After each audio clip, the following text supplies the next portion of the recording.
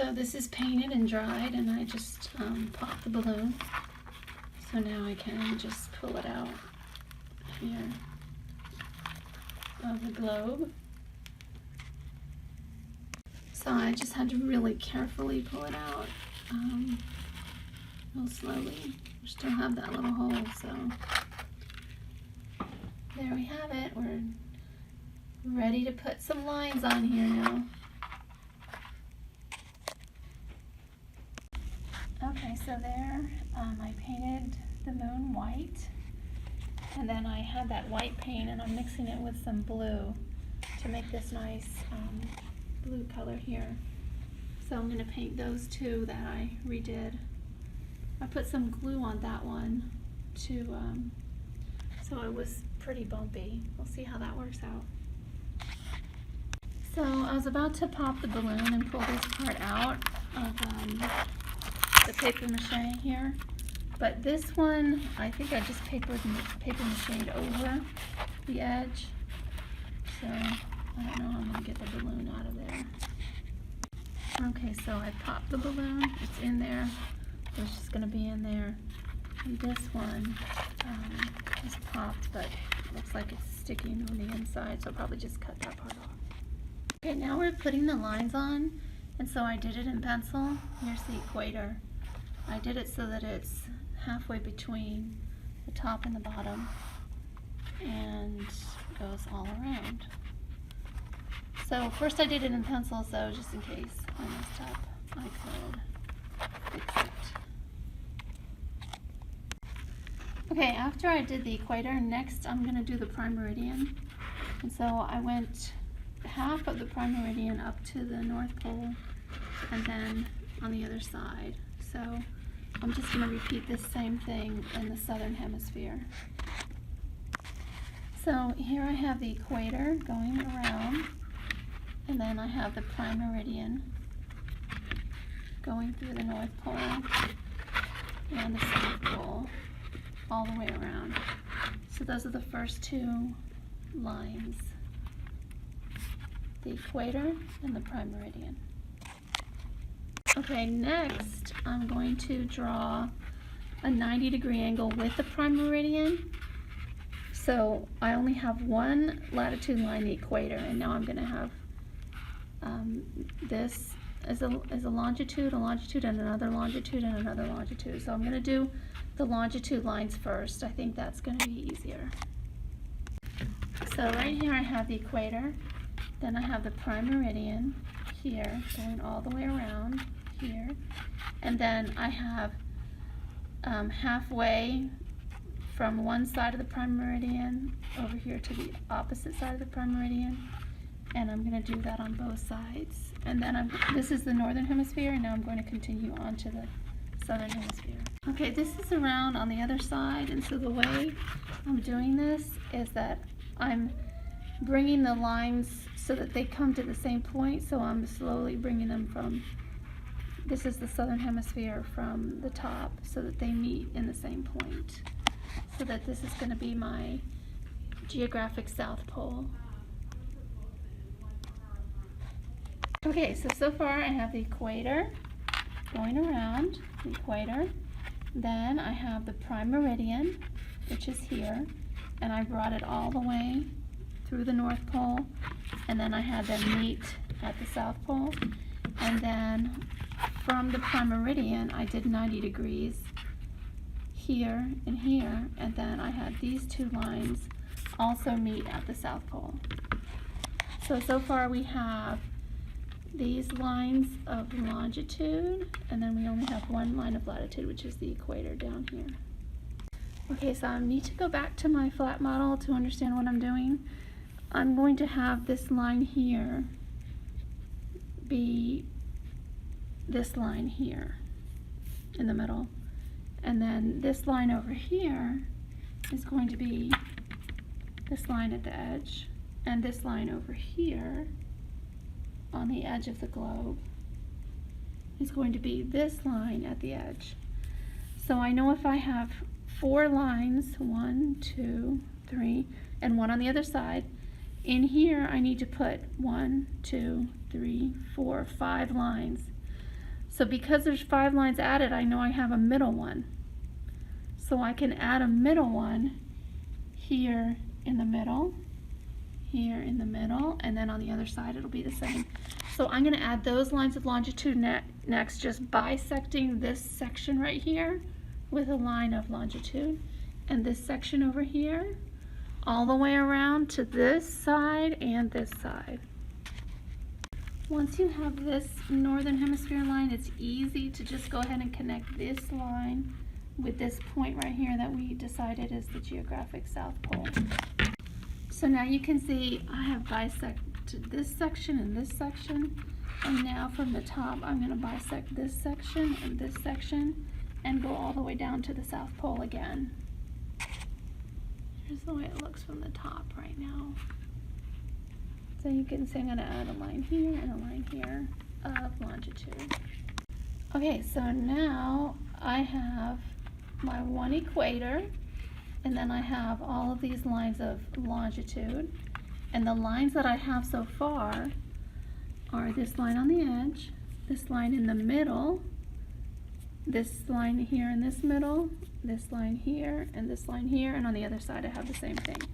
So if you see I have this line, and then the one in the middle, I need to draw 2 more in every section. So that means I have to draw a line here and a line here so that I have 2 more lines in this section. And then I do that with the whole globe, add 2 more lines to each section, northern hemisphere and in the southern hemisphere. See, as I'm adding 2 more lines to each section, I'm just sort of making the lines equidistant from each other as I go down, so that each of these pieces has 2 lines inside. So now I have my equator, and I have all my lines of longitude. Let's count to be sure that I have 24 of them. Oh, I have to know where I started. That would be good. So I'll start here at this crevice. You could tell there was a little crevice here. 1, 2, 3, 4, 5, 6, 7, 8, 9, 10, 11, 12, 13, 14, 15, 16, 17, 18, 19, 20, 21, 22, 23, 24. Yes, because this was the crevice that I started with. So now that I have 24 lines of longitude, I can start labeling them, and I'm also going to label my equator because I don't want to forget where the equator is. So just like on our 2-dimensional paper model, I'm going to start at 0 degrees, and then I'm going to go 15 degrees east as I turn this way. Just like here, 0 degrees, 15 degrees east, then I'm going to count by 15 for every line, because every line is an hour, which is 15 degrees. Okay, so far I have 0 degrees east, then 15, then 30, 45, 60, 75, 90, 105, 120, 135, 150, and 165. So it's just like I have here on my paper model, but see, I'm going to say 165 is going to flip it over. This is also 165 east, is the same line, so I don't need to label it twice. So the next line after 165 east is going to be 180, and there's no direction on it because it's 180 for west and it's 180 for east. Okay, so now I'm going to start going west. So this is 15 degrees east, and this is 0, and that means this is going to be 15 degrees west. And then all over here you can see that the next one after 0 is 15 degrees west, and on the other side that's the same line. And then I'm going to continue going 30, 45, all these degree west until I get to 165 degree west, and then the next one will be 180, which I already have marked on here. So I've labeled all my westerly longitude lines, and then when I got to 165 degrees west, the next one was 180. So I know that I have that part right. Next, we're going to label our latitude lines. Now remember last time how we came up with these lines with the protractor? We put the protractor here, and then we marked 15 degrees, 30 degrees with the protractor. So we're going to do it a little bit differently now because this is a three-dimensional model, and so we know that we have 15, 30, 45, 60, and 75. So we need 1, 2, 3, 4, 5, and then there's 6 spaces. So we know we need 6 spaces. So what I'm going to do is I'm going to measure how far this is, and I'm going to divide it up into 6 spaces or 5 lines. So the way I'm going to do these latitude lines is I'm going to measure from the equator with a piece of paper. I measure from the equator to the North Pole, and I'm going to see what that distance is. So when I look at it here, I can see that it is about 14 centimeters. So I'm going to take that 14 centimeters divided by 6 because I need 6 spaces to go 15, 30, 45, 60, 75, 90, and that means 5 lines. So for every 2.33 centimeters, I'm going to make a little mark on my paper so that I know to measure that. Every 2.33, so I'm going to make a mark 2.33 here, and so on. So I made this little makeshift ruler, and it measures every space is 2.33 centimeters.